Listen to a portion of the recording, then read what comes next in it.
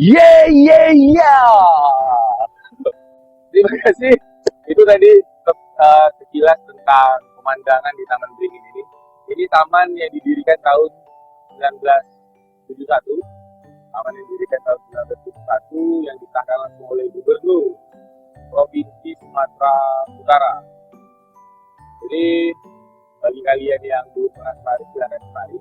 Tamannya asik dan menarik. Tema kita hari ini, kita mau bercerita tentang poligami. Membaca judul ini sepertinya hampir mayoritas kaum Hawa mulai emosi. Tapi di sisi lain, mayoritas kaum Adam bahagia. Jadi memang dunia itu selalu begitu. Ya. Selalu ada pro dan kontra, dan itu adalah hal yang biasa. Dan itulah yang membuat dunia ini jadi berputar begitu indahnya.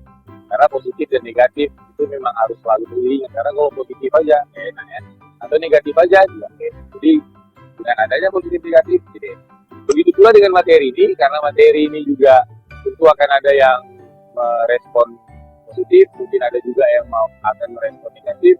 Indahnya ya begitu. Tapi sebelum itu, karena mulai dari detik ini sepertinya materi-materi dari teman nongkrong itu akan pembahasannya bisa jadi akan semakin berat. Dan untuk tidak berpikir yang aneh-aneh tentang kami yang menyampaikan bahasan-bahasan tentang teman nongkrong, silahkan dulu dilihat video yang ini. Video yang ini dilihat dulu, baru nanti lanjutkan, gitu ya. Kalau nggak dilihat gimana? Ya nggak apa-apa, tapi kalau bisa lihat aja dulu ya. Baik, kita mau bercerita tentang pro atau kontranya poligami ini. Jadi pro atau kontra sih sebenarnya tidak perlu dibahas gitu ya. Itu sih kesimpulannya. Jadi kita mau pro atau kontra ini nggak perlu dibahas. Karena bagi orang yang pro poligami, dia punya banyak alasan kenapa dia harus pro. Begitu pula dengan orang yang kontra poligami. Kalau dia kontra poligami, tentu dia juga akan punya banyak alasan. Alasan ini dalam pengertian referensi untuk tidak poligami. Jadi ini kalau kita lanjutkan di sesi itu, ya khawatirnya ya kan, kayaknya sih kurang bermanfaat aja. Makanya kita nggak mau fokus di situ. Walaupun nanti ujung-ujungnya kita akan bercerita di situ, tapi awalnya kita mau bercerita dulu gini. Poligami ini kan ya tentu identik dengan pernikahan. Kita mau cerita sebenarnya tujuan daripada pernikahan ini apa dulu. Kalau kita lihat dan kita rasa-rasa gitu ya, berdasarkan fakta sejarah, waktu kan awalnya dulu Nabi Adam nih, kan dari Nabi Adam yang beliau sendirian, baru dilihat Tuhan dia ini apa dua istilahnya, kesepian gitu ya, kayaknya perlu kawan, anggaplah begitu gitu. Di waktu beliau lagi tidur, dicabutlah salah satu tulang rusuknya, diciptakanlah Hawa. Jadi fungsi daripada Hawa ini kan untuk menghilangkan semua kesepian, menghilangkan kegelisahan dan lain-lain. Dalam bahasa lain, ketika kegelisahan dan kesepian ini hilang, itu tentu yang akan datang adalah kedamaian, kebahagiaan gitu kan.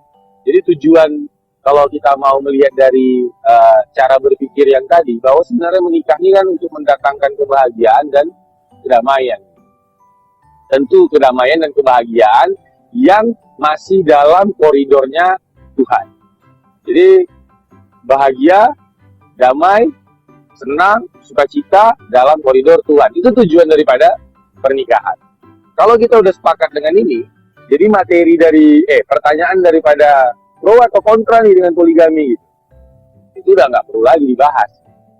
Udah selesai bahwa tujuan pernikahan adalah untuk mendatangkan kebahagiaan, kedamaian, yang di situ ada kasih, cinta atau ridhonya Tuhan semesta alam.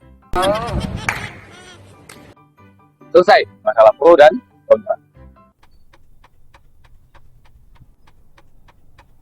Kalian nanya lah, ya udah anggaplah kalian nanya. Kok bisa gitu kan? Mau tahu tuh moto banget. Oh my god. Ya, beda-beda daerah gitu kayak. Gak terbiasa sih ngomongnya gitu. Ya lah, jadi gini penjelasannya. Kalau memang tujuannya adalah kebahagiaan, ini kata kuncinya itu. Keywordnya adalah bahagia, damai, terus yang di dalam ridho Tuhan. Kalau kita setuju dengan konsep yang tadi bahwa pernikahan ini untuk mendatangkan kebahagiaan, kedamaian, dan kasih sayangnya Tuhan, ridhonya Tuhan gitu. apapun pilihan konsepmu dalam berumah tangga, mau itu monogami ataupun poligami, pastikan hal tadi terwujud. Ya, ngapain kok poligami? Kalau berantem tuh nggak usah lah. Kalau rumah tangga serasa neraka, nggak perlu gitu. Atau ngapain juga kau monogami kalau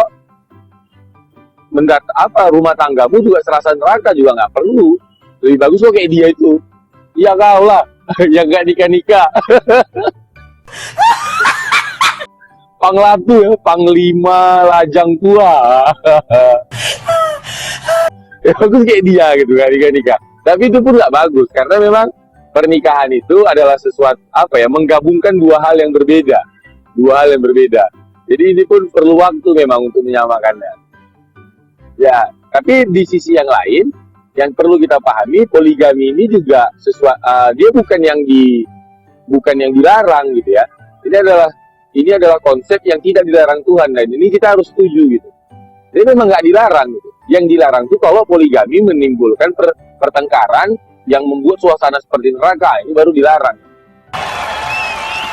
Jadi poligami ini adalah sesuatu yang tidak dilarang, tapi juga tidak dianjurkan harus poligami. Enggak, situ dia. Sama juga dengan monogami kan. Kalau di sisi yang lain, ya kalau monogami aja kita beristri satu, berpasangan satu tuh banyak mendatangkan kemudahan gitu. Dan kebahagiaan, ya kenapa tidak poligami? Sedangkan satu aja mendatangkan kebahagiaan, kalau seandainya lebih dari satu, itu kan juga lebih bahagia gitu kan. Nah, untuk mengimbangkan referensi cara berpikir. Tapi kalau satu aja berantem, nggak usah coba-coba lah berpikir untuk lebih dari satu. Dalam bahasan ini kita tak boleh melibatkan perasaan ini. Kita harus real dulu gitu. Kalau melibatkan perasaan, nanti kita akan bertengkar perasaan mana yang mau kita ikuti. Boleh juga pakai perasaan, tapi perasaan yang tetap dalam koridor atau dalam tuntunan Tuhan. Jadi yang rumah tangga serasa neraka itu yang ketika dia menikah udah nggak ada lagi pegangan tangannya, udah nggak ada lagi cium-ciumannya, udah nggak ada lagi panggil-panggil sayangnya, nggak enak ini gitu. Kalau hal-hal yang kayak gini udah nggak ada gitu, udah nggak usah berpikir kok poligami gitu, monogami aja lah. Jadi kayak ibarat sebuah perusahaan, kalau perusahaanmu itu belum duduk yang satu, nggak usah buka cabang-cabang yang lain, bangkrut nanti itu semua gitu. Jadi pastikan dulu duduk kepemimpinan kita sebagai seorang suami, buat suasana tuh layaknya surga. Begitu pula dari istri, pastikan suasana rumahmu itu kayak surga gitu. Dah. Jadi jangan sampai kita salah tafsir bahwa poligami ataupun monogami bebas milih yang mana. Yang paling penting tadi, tujuan daripada pernikahan yaitu kebahagiaan, kedamaian yang dibalut dengan ridho Tuhan, ini tercapai. Itu ya. Karena poligami ini dibolehkan. Jadi jangan sampai kita melihatnya seperti makan babi yang haram atau seperti kita jilat anjing yang najis itu. Enggak. Lihatlah itu sesuatu yang memang ini konsep yang dibolehkan. Harus bisa melihatnya begitu. Begitu pula dengan monogami. Hal yang sama, nggak ada bedanya dengan poligami dan monogami. Karena yang kita khawatirkan kalau sempat satu ketika nanti Tuhan nanya sama kita, kenapa kau mengharamkan sesuatu yang ku halalkan? Ini kan berat kita menjawab. Nah, jadi oleh sebab itu, lihatlah dua hal ini sama. Pahamnya harus itu dulu. Gitu. Jadi jangan sampai membenci sesuatu yang dibolehkan oleh Tuhan. Bukan berarti ketika membenci itu suka hati bisa melakukannya, itu enggak juga. Gitu. Balik ke pembahasan pertama, kalau seandainya dia tidak mendatangkan kebahagiaan, udahlah, nggak usah, monogami aja gitu. Belajar dulu monogami satu-satu. Jadi oleh sebab itu, karena posisinya sama, dalam memilih sesuatu, pilihlah dia bukan berdasarkan dia ini poligami atau tidak poligami, itu nggak ada hubungannya. Gitu. Jadi misalnya ada orang kita mau milih pasangan atau mau milih organisasi atau milih apa, yang dia bilang, aku nggak poligami maka pilihlah aku gitu. Nggak ada. Itu nggak ada hubungannya, nggak apa. Karena nanti dia beda lagi pembahasannya. Jadi bukan soal kita didukung atau tidak. Itu nggak apa. Itu nggak menjadi barometer untuk memilih sesuatu, itu nggak ada hubungannya. Nah baru yang lain yang mau kita sampaikan, pastikan dia ini bahagia dan mendatangkan ridho Tuhan, kasih sayang Tuhan. Itu yang paling penting. Kalau dia nggak mendatangkan kasih sayang Tuhan, udahlah, enggak lah. Kasih sayang Tuhan ini yang kayak mana, ini beda ya. Jangan dia diputuskan gitu, aku bahagia begini gitu. Enggak, bahagianya ini harus dipastikan dulu, mendatangkan ridho Tuhan atau tidak. Kalau bahagia yang tidak mendatangkan kasih sayang Tuhan, ini artinya bahagia ini semu nih. Karena kan sama laki-laki, ketika udah nikah, dia suka aja ninggal nih, apa tuh? Nggak ngasih kabar sama istrinya, kan laki-laki suka gitu tuh. Bahagia dia begitu, apakah bahagia ini yang mendatangkan kasih sayang Tuhan, sedangkan di rumahmu istrimu sedang apa ya, sedang gelisah menantimu, ini kan nggak cocok juga. Jadi bahagia yang mendatangkan kasih sayang Tuhan ini yang betul-betul memang dipikirkan lah, bahagianya kayak mana. Kalau istri yang dia kan hobi kali istri ini nanya kabar, ini kan sama laki-laki pening dia ini kan, dia lagi konsentrasi kerja melakukan sesuatu, tiba-tiba ditanyai kabarnya kayak mana, lagi di mana, sama siapa, pulang jam berapa.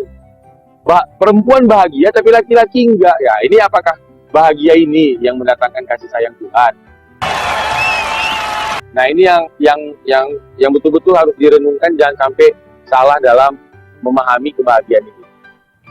Jadi beberapa pesan yang mau kita sampaikan. Yang pertama, bahwa poligami ataupun monogami ini hal yang sama, bukan ini tujuan daripada pernikahan. Tujuan daripada pernikahan itu seperti yang disampaikan tadi, bahwa mendatangkan kebahagiaan, kedamaian, keceriaan, yang di situ ada kasih sayang Tuhan. Karena poligami dan monogami ini adalah hal yang sama, oleh sebab itu kami menyarankan bahwa bagi orang yang sekarang ini kontra sama poligami, terima aja dulu gitu. Bahwa konsep ini dibolehkan Tuhan kok. Ya perkara kau belum mampu melakukannya, belum siap melakukannya, ini lain hal, ini lain bab.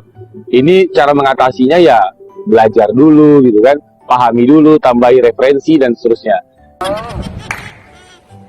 Karena banyak kok orang yang monogami bercerai banyak, orang yang monogami bahagia banyak, orang yang poligami bahagia semuanya banyak, orang yang poligami yang hancur banyak. Ini makanya bukan mono atau polinya, tapi lebih ke datangkan kebahagiaan atau tidak, datangkan ridho Tuhan atau tidak. Itu kawan-kawan, itu teman nongkrong yang kita sampaikan.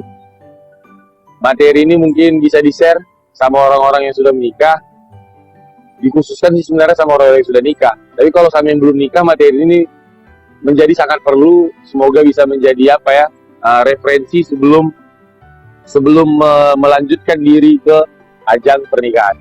Ya, terima kasih. Silahkan subscribe, like, comment, share, bagi kawan-kawan. Dan materi ini juga harapannya silahkan diobrolkan mungkin dengan calon pasanganmu atau dengan suami dan istrimu. Itu silahkan diobrolkan hasil obrolan. Kalau masih ada yang nggak pas ya silahkan komentar di bawah. Jangan sampai saya diartikan adalah orang yang mendukung sekali poligami atau yang menentang sekali poligami. Enggak, semoga materi ini bisa memberikan keseimbangan antara poli dan mono. Mungkin itu aja. Kita lanjutkan di video-video yang lain. Udah nggak usah di next dulu, santai. Sampaikan salam kami untuk keluarga, untuk orang yang kalian sayang di sana. Ya, gitu aja lah. Sampai jumpa lagi di lain kesempatan. Terima kasih sudah ngeklik dan terima kasih sudah subscribe. Salam persahabatan, salam satu darah.